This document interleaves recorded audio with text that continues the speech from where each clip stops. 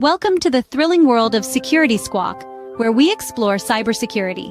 Guiding you through online threats, we'll aid you in understanding safety protocols and trends. Meet our gurus, Bryan from Exact IT, Reginald from Arc Solvers, and Randy from Tech Rescue. Together, we'll delve into current events and hot cybersecurity topics, helping you comprehend their impact. Stay informed, stay secure. Security Squawk, the business of cybersecurity. Buckle up, let's dive in. What's up, everyone? Welcome to the Security Squawk podcast. I'm Bryan here with Andre and Randy. What's up, guys? How are you today? Doing well. Good morning. Welcome back, Randy. Yeah, I'm glad to be back. Yeah, Good buddy. to see everybody. Yeah. Very interesting, probably week for you, sir. Yeah. To say the least. Yeah. Randy and I held down Andre and I held down the fort while you were gone. No worries. Actually had one of the most viewed shows we've ever had. We're like, woohoo, that Randy guy's gone. Let's go watch it. Yeah. No craziness going on with the there we go. I got to get my notes for the show blown up here so my old eyes can see them. My goodness. All right, boys, let's talk about what we got to talk about today, which is a bunch of articles on cyber attacks, ransomware, all that good stuff that we talk about on the show. I'm going to cover an article. Hang on one second. My notes are all a mess. I'm going to cover an article here on, I always love these insurance reports that come out because these are the guys, I look at those as like, these are the guys that look at you or give you the truth, right? Because they got to pay the bills when these companies that don't do enough get hit. So interesting information I'm going to pass along in my topic today. Then we got kind of a similar thread that I saw in all the stories, guys, a gap between what businesses think their risk looks like and what it actually costs when things go wrong. And Randy's going to cover a school in Texas who got knocked offline suddenly by a cyber attack that they can't fully explain what's going on. And then Andre's going to round us out with a story out of Indiana where a sheriff's department that is literally rebuilding their entire IT operation from the ground up after ransomware destroyed everything it touched. So we're going to get into that and these other two topics today, all with the goal of helping you understand what's going on out there in the world of cybersecurity. So just remember, we don't take sponsors. We don't bring and run ads on this show to bore you. We just bring you the goods. We cover a variety of topics, usually 2 or 3 per show, to try to just clue you in on what's going on out there in the world. And hopefully you'll pick up something on how to protect yourself. And if you do happen to find value in something in the show, all we ask is that you help spread the word, share it to your social media, share it to your friends and family. If you want to support us directly, you can head over to buymeacoffee.com/Security Squawk, and you can donate or give us any amount you wish over there. And we appreciate the support. So that link is down at the bottom as we go through the show today as well. So, guys, I want to get into it. Chubb just released their, I guess, which we would call their long-awaited. Oh, Randy, I made you disappear. Sorry about that. Their long-awaited cyber claims landscape report here out in 2026. It's actually hot off the presses.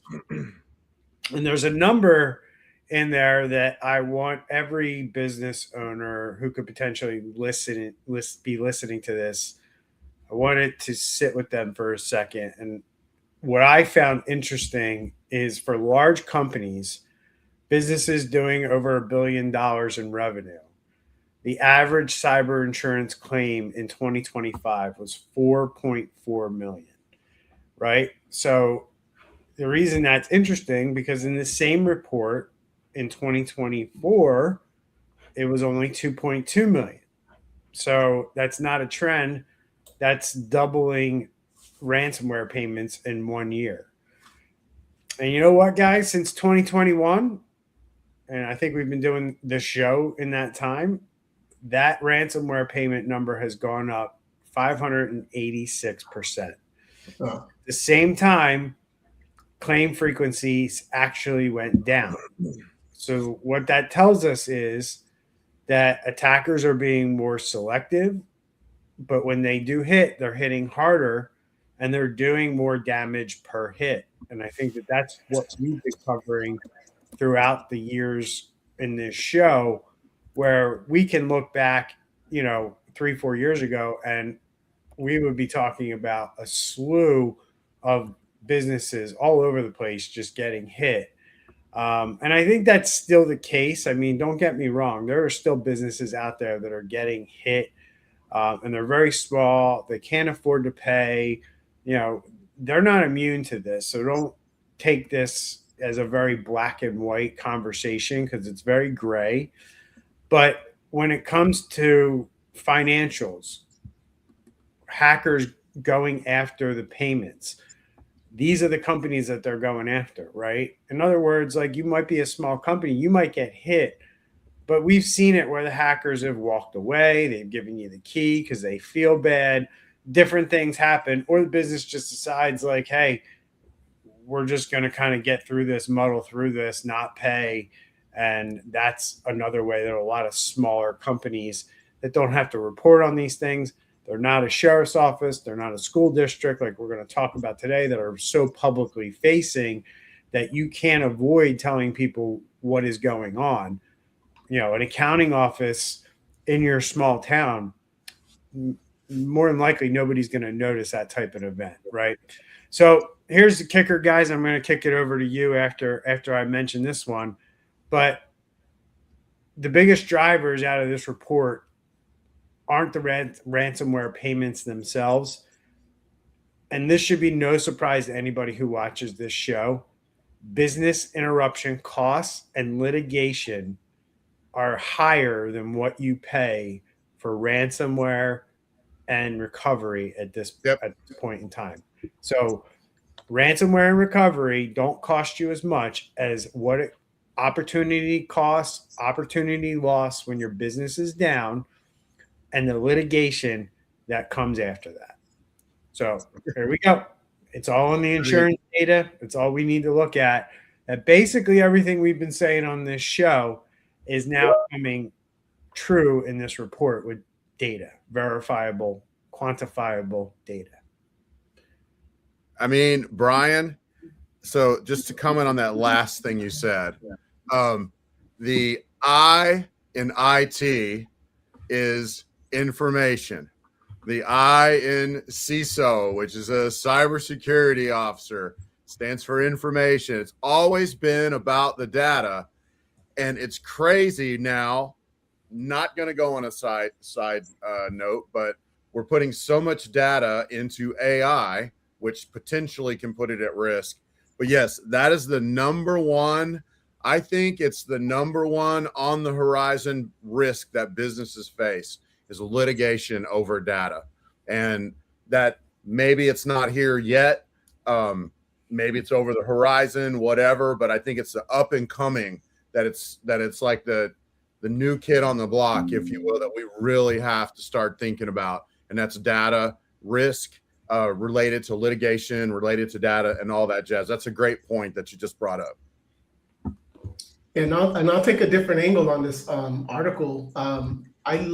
The fact that how we're talking about these companies are getting sued because they have cyber insurance. That's something like in Florida, we are a big litigation state where, you can just do a little trip and all of a sudden it becomes a tumble and the person wants to call the ambulance and make a whole big deal about, their toe that, just got a little sprain or something like that.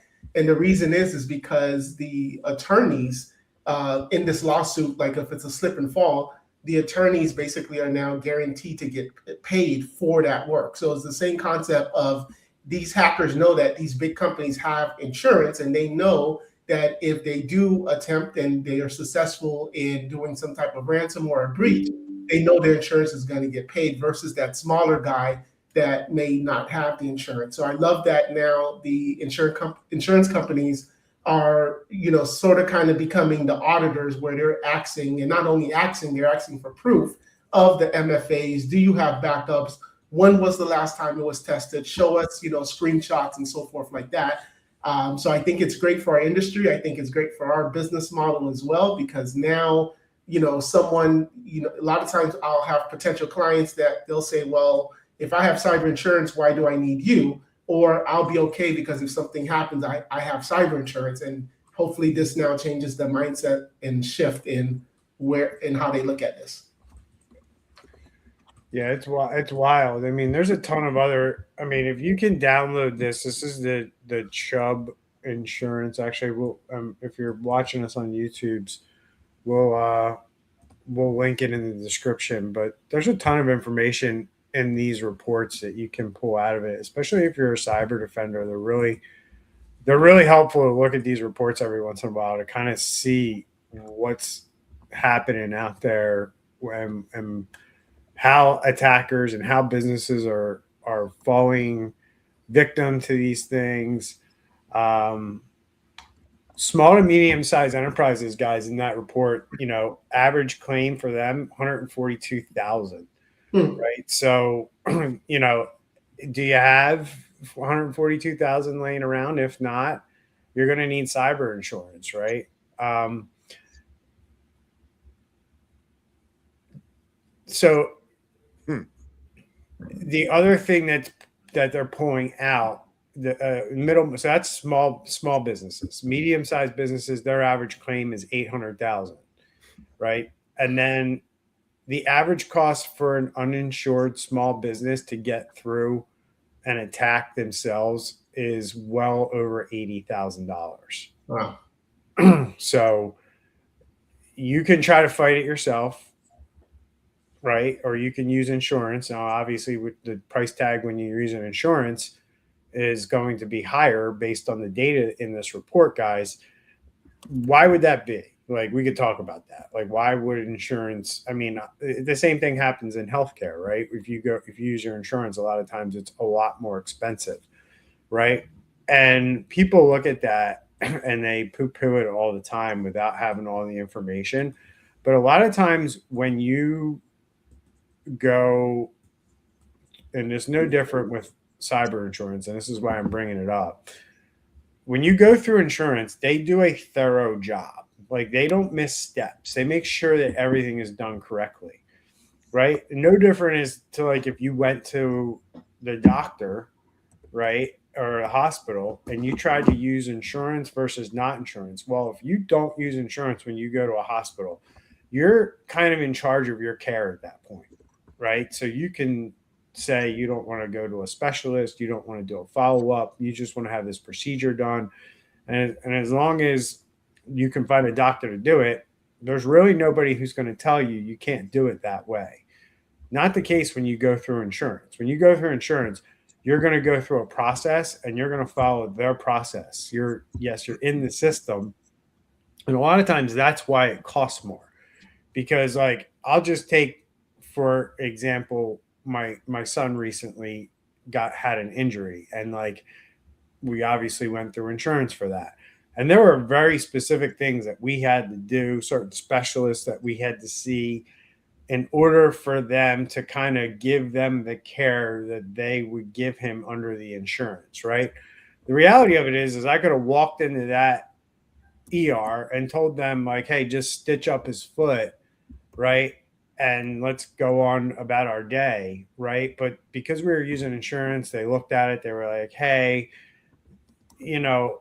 that there's something might be going on with a ligament or something like that. Mm-hmm. And we want that looked into further, right? And being in that situation, in other situations in healthcare, when insurance is involved, the practitioners are overly cautious for two reasons: litigation, number one, and because they can be. And it's the same thing when you're going through a cyber event, right? Mm-hmm. The breach attorneys come in and they give the businesses support, and they're very literal about what's going on.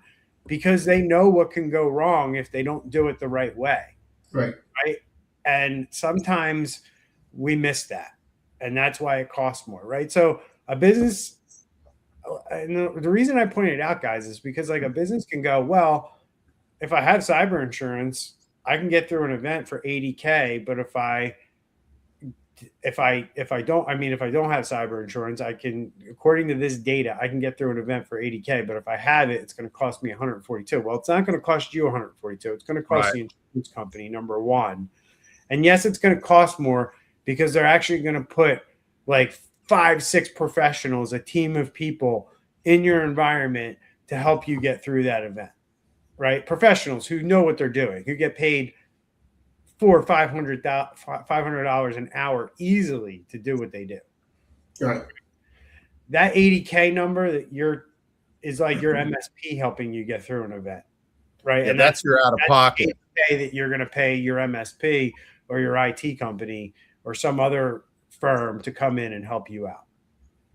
Yeah, that's would be your out of pocket. Then if insurance is involved, yes, the overall cost goes up, but your overall out of pocket goes way the heck down. Yep. If you're properly insured. So a couple other things just to point out. They expect premiums to increase 20% in 2026 as a result of what's going on out there. And we are now at a point where 86% of ransomware victims are refusing to pay. So only 14% of ransomware victims actually are paying the ransom these days. And that is why I said earlier that these small enterprises are basically looking at situations and going, you know what, we'll just muddle through. We'll not pay. We'll not recover. We'll not worry about if the information gets shared on the dark web. We'll just muddle through like nothing happened. And that's a big reason why that number sits at 86%. Yeah. Any other thoughts, guys? Like thoughts like in terms of like, this doesn't look very good for anybody, for us as people who provide these services and for businesses who are just willing to kind of like, guys, I look at this now and it's like, oh my God, like businesses have just decided that we're going to get beat up every once in a while and be okay with it. Randy, seen any different? No, you're spot on everything you said. I don't disagree. And you know, we all know, like, if this is almost like a dead horse for us, it gets worse every year, and the line of costs of cybercrime has been like a straight line at a 45-degree angle, you know, for like the past at least 5-6 years. And it's projected to continue on. Also, though, like the skeptical side of me, I don't disagree with anything facts here, but the skeptical side of me is like, well, this is also an insurance company saying that rates are going to have to go up. Is this more them justifying why they're going to be raising the rates?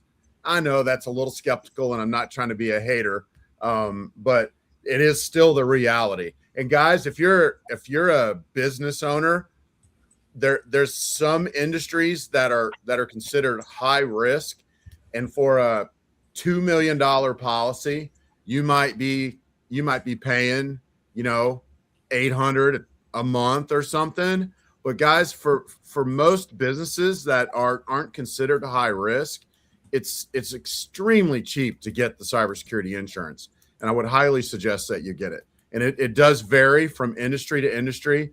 And just like health insurance, there's a game to play to get the best price. So find somebody. We all can recommend somebody who's really good at playing that game, getting you the best possible insurance at the best price. But highly, highly, highly, highly recommend it. Yeah, for me as a business owner, you know, we all have to decide, is it worth the risk? And I think the peace of mind that the insurance gives you, like even, for example, our QuickBooks Online, we pay an extra for a third party to back up the QuickBooks data that's sitting on QuickBooks server for like $17 a month, $200 a year. Yep. And, thankfully QuickBooks is, last X amount of years, they've never had some type of destruction where they're like how Rackspace basically said, hey, your data's gone, sorry. But we pay it for $200, and we've been paying it for the last 4 or 5 years since we moved to QuickBooks Online. But it's just that peace of mind, just knowing that if something ever happened to them, we know that we can just go and restore our data. So for me, I like the peace of mind. And I know I'm giving a $200 example, but even when it comes to, Microsoft 365, your Google Workspace, whatever, it's just peace of mind to pay that extra money just to make sure that if something happened to my business, I know that I have insurance and I know I have third-party backups. So one last thing I'll kind of mention here is there's a ton in this report. I'm not even scratching the surface, but before we move on to the Alamo story, SMEs basically not paying. The data is all over the place. Like they're just refusing to pay. And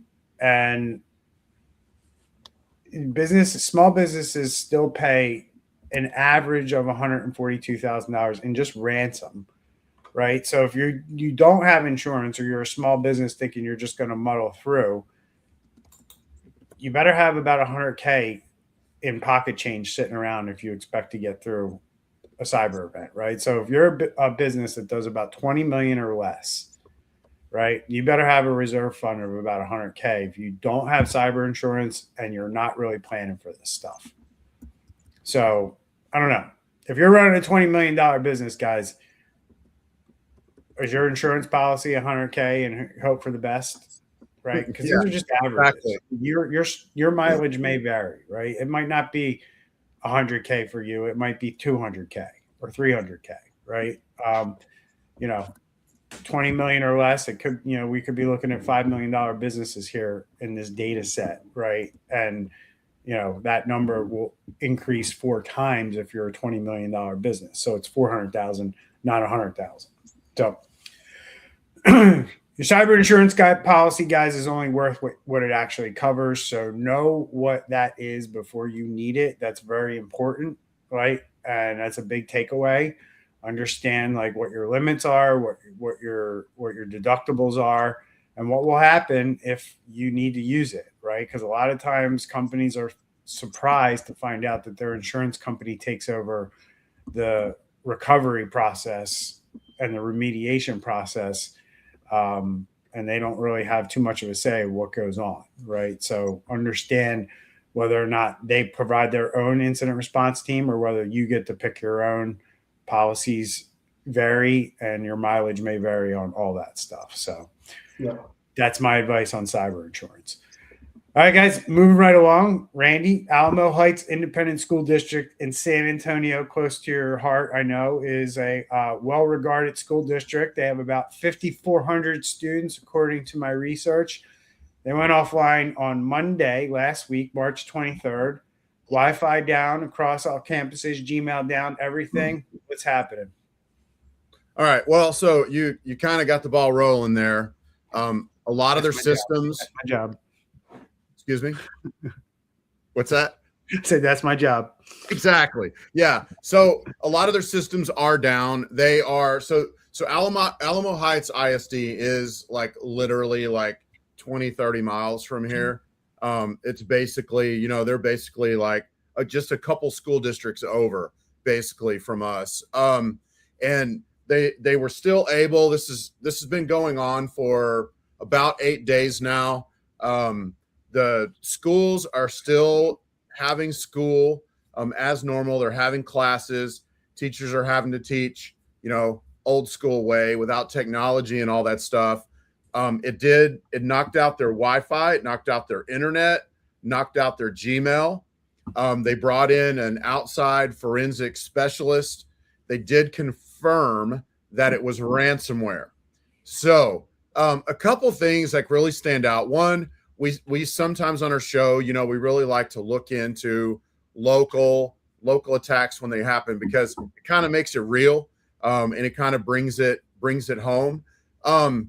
But I'm asking a bunch of questions here that haven't come out yet. So they're saying like, we don't see, I'm doing the air quotes, we don't see any, like any evidence yet that data was released. And I'm thinking to myself, so Gmail is how they're communicating with each other.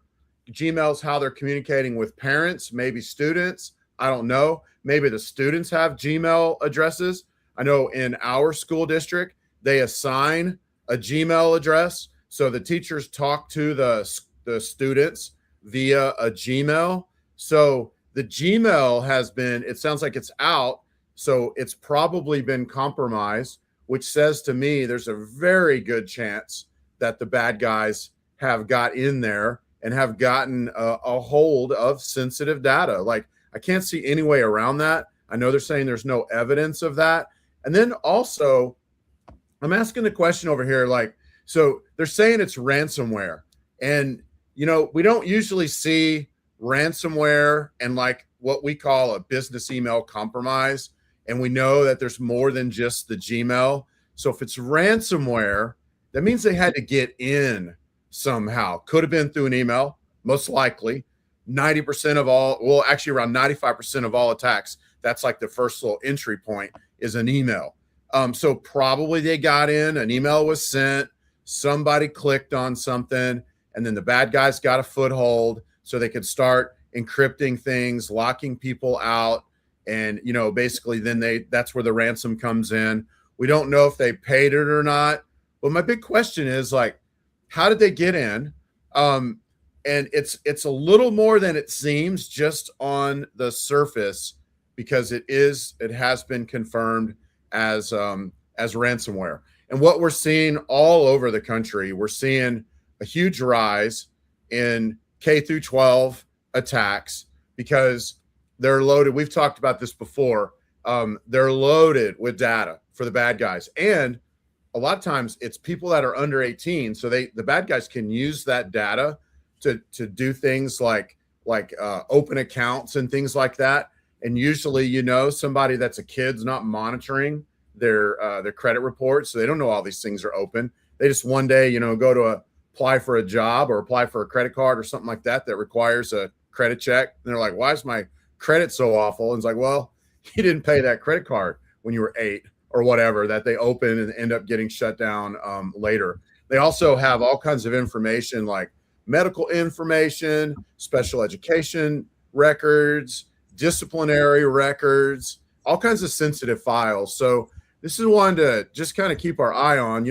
It's not going to really make the national news, and we have a saying on this show, just because you're not big enough to make the news doesn't mean you're not big enough to get attacked. Here's a perfect example right here. A smallish school district of like 7,000 students, that got hit. The bad guys are probably going to make money off of this. And, it's also a bigger lesson, I guess. And I'll wrap up on this and see what you guys think. But it's also a bigger lesson on basically that cybersecurity is not just about stopping the hackers. I say this all the time, but it's about limiting the blast radius, protecting continuity. We mentioned that today. Y'all, that's like the data stuff we talked about and the litigation, huge risk. And other big thing coming over the horizon, maybe already here, but it's another huge thing is business continuity. So we have a real example here of a business, quote unquote, a school, they're continuing, but like communications messed up, all kinds of other stuff. So a lot of big lessons to learn here, and love to hear your guys' input on this. Yeah, and I don't want to speculate too much, but you kind of mentioned something that had me thinking more, and I don't know if that was your point, but we talked about the Wi-Fi being disconnected, so essentially the internet being disconnected, and then the Gmail being disconnected. So it's one thing to get into the network, but it's also another thing to get into your Google admin suite. So it seems like either, and again, that kind of goes back to, your cyber incident recovery plan, because if you get a ransomware on the machine, that doesn't necessarily mean your G Suite is compromised. But if you're a student, now everybody, let's just say they say, okay, for the 5 days, all the students have to, work from home and remotely. you should still be able to do Google Meets and like remote work type of, remote video classroom things. So it's interesting to see if the plan that they had was to just, hey, we don't know how it happened, which angle it came from. We're still trying to figure it out. Let's just shut down everything. Or did they get into their Gmail, admin account? And now you got someone having to call, the Google 1-800 number to say, hey, we have a problem. Our G Suite got hacked. We needed to restore admins and stuff like that. So, and again, that leads to a plan, because for some companies and organizations, it may make sense to just pull the plug and everything stops working. But in other cases, it may make more sense of, okay, if we know there's ransomware on the computer, let's just isolate the computers, but our phones can still work, and then our emails can still work, for example. So, so planning. That's some very good points. And yeah, the fact that they're not just in the email, and we've got Wi-Fi issues and internet issues, and it's been confirmed as ransomware, they're probably sitting on a system, you know what I mean? Or more, one or more. We don't know. It hasn't come out yet. And apparently they're back to work on a lot of this stuff in the last day or so. We're hearing reports that they're starting to come back online, but we still are waiting on more information. So while I was doing research for the article, Randy, I came across something that I found interesting, and that in 2023, just 3 years ago, Texas launched a $55 million cybersecurity grant program for K through 12 districts. Yep. Interestingly enough, $55 million available for all schools to actually harden their defenses. And by early this time last year, only a third of Texas districts had even applied. So the money's there. Yep. The urgency is not. And that's the gap. And now Alamo Heights is offline, and we don't know what was taken, whether it was preventable. And, quite frankly, that's a leadership failure from the top down, right? Superintendents and the state need to work together to figure out that this money's there. And superintendents need to take advantage of this, or the only reason you wouldn't is if you think your district's it's not going to happen, right? And I have those conversations with superintendents in New Jersey all the time, Randy. So it's not like, this is a Texas problem. Quite frankly, This is a business problem, right? Because it's not unique to schools. I've seen this in businesses all the time.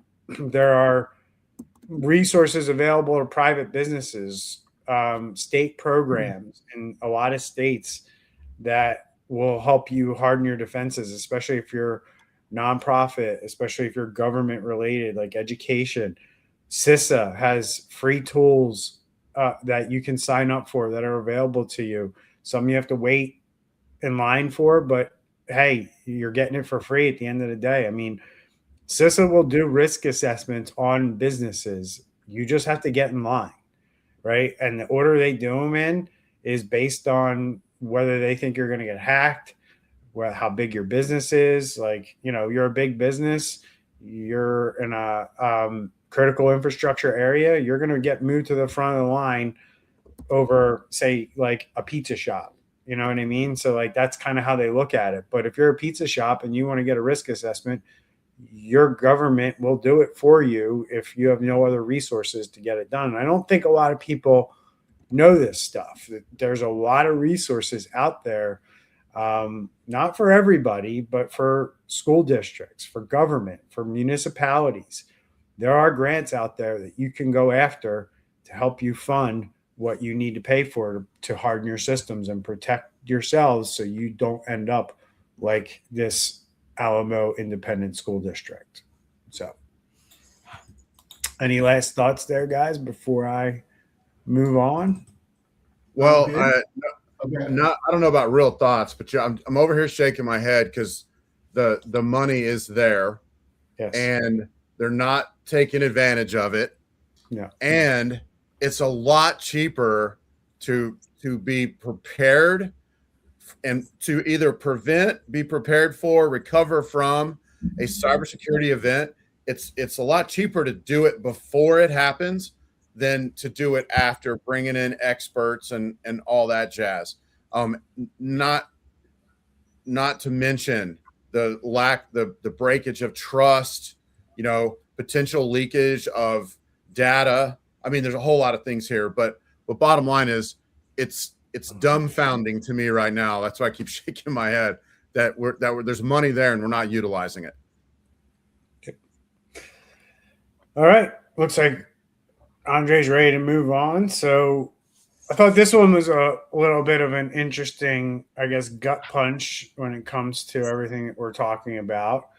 Jackson County Sheriff's Office in southern Indiana, small county of about 47,000 people, guys, got hit with a ransomware that came through a phishing email. Andre, fill us in. I mean, this is just like a sad country story, man. It's like it's like sad because, like you said, it's a county of about 50,000 residents.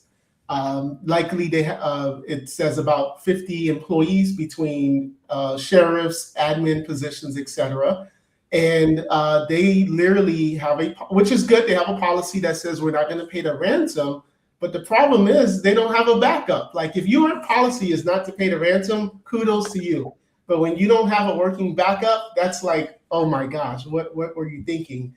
And they basically now have to purchase new computers because some of them they just don't trust anymore and say they just need brand new computers. You have the sheriff's department where they have to go to old paper and pen.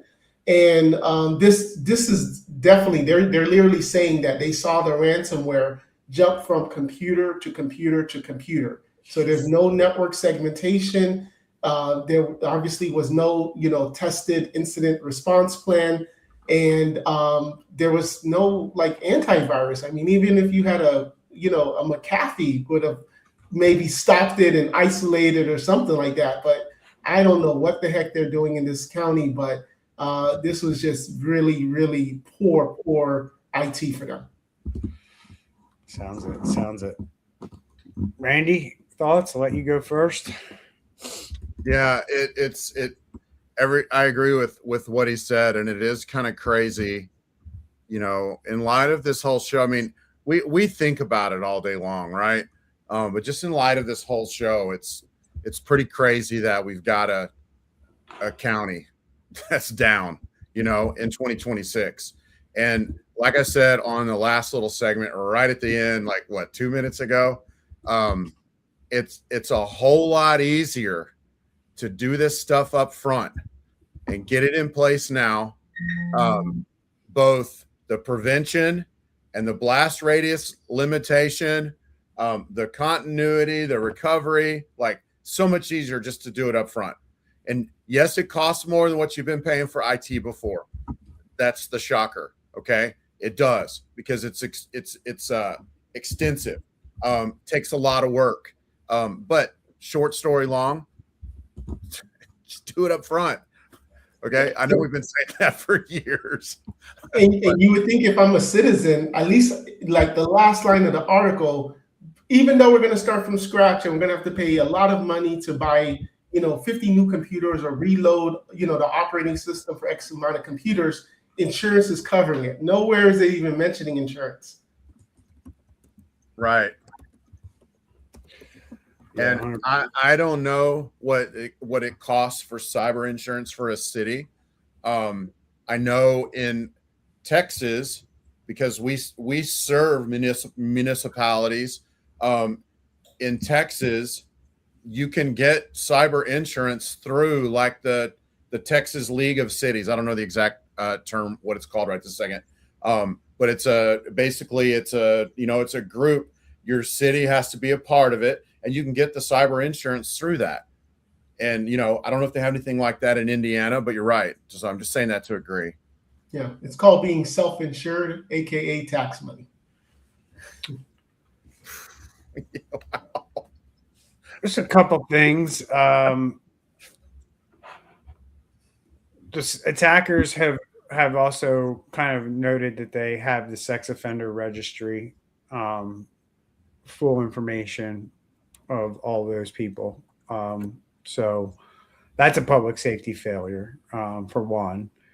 And the other thing is the overarching kind of thing I want to talk about is this no ransom policy that some of these, especially government entities, have taken on. Because it sounds great, it sounds noble on the front side, right? But when you look at these other cities that have done this, right? Atlanta refused a ransom demand somewhere in the neighborhood of like 51,000 to 76,000, right? But their recovery cost them 17 million. Baltimore, same story. Small demand in the hundreds of thousands, $18 million recovery. So Jackson County is now rebuilding from ground zero. I'm not saying they should pay the ransom, guys, but I'm saying, I'm backing up kind of what Andre was saying here. The entire conversation changes if you have tested offline backups, you know you can recover. But if you have no idea, if you've never gone through this, right, then you sitting there going, we're not going to pay the ransom is just a stupid decision. And you can't label it any other way because you have no idea, right? Yep. The right way to approach this, if you haven't figured it out, is get with your people, get with your team, get with your IT people, whoever, your MSP, test your recovery process.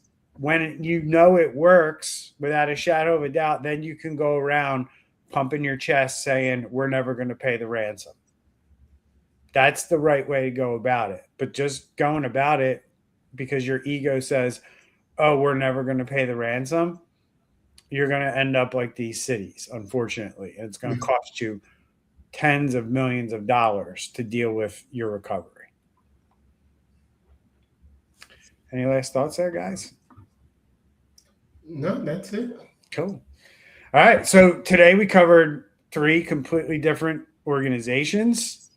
We got Chubb out there, a global insurance company, basically saying, hey, you know, the numbers aren't looking good.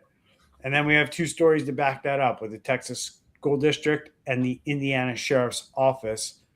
And there's one thread running through all of it. The gap between what risk actually looks like on paper and what it actually costs when you have to deal with it for real is far and wide. Chubb is telling us that claims are doubling and premiums are going up. Alamo Heights lost everything because their communications and their operations had no redundancy. And Jackson County is rebuilding everything from scratch because backups weren't tested and the malware was allowed to sit quiet long enough to destroy everything that it touched. So 3 stories, 1 lesson. The cost of preparation is always smaller than the cost of the alternative. And that's a wrap on the show this week, folks. Security Squawk. If you got something out of today's episode, do us a huge favor. Subscribe wherever you're listening. Leave us a review. It genuinely helps other business owners, other people find this show. And if you want to go deeper on any of the topics we covered today, head over to securitysquawk.com. You can check out all our episodes there from the beginning till today. It's been well over, 5 years, guys? Yep. Let's see when I had hair. And as always, we'll be back next week. And if you want to support the show directly, head over to buymeacoffee.com/Security Squawk. We'll see you then. Stay sharp, stay safe. And take care, everyone. And let's give a shout out to our audience on the comments. Oh, what do you say, Luke? Oh, he's glad to see you back, Randy. Yeah. See? At least there's one out there. That's right. My one fan. And we have a somebody saying so true, right? Yeah. And it's saying it's called being self-insured, aka your tax money. Reginald Andre. Yeah. Must be a fan of yours. So, all right, guys. I'll see you next week. Thanks for your input. Take care. Take care. Bye, everybody.